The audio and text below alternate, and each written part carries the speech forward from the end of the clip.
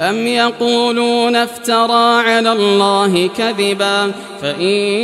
يشأ الله يختم على قلبك ويمحو الله الباطل ويحق الحق بكلماته إنه عليم بذات الصدور وهو الذي يقبل التوبة عن عباده ويعفو عن السيئات ويعلم ما تفعلون ويستجيب الذين آمنوا وعملوا الصالحات ويزيدهم من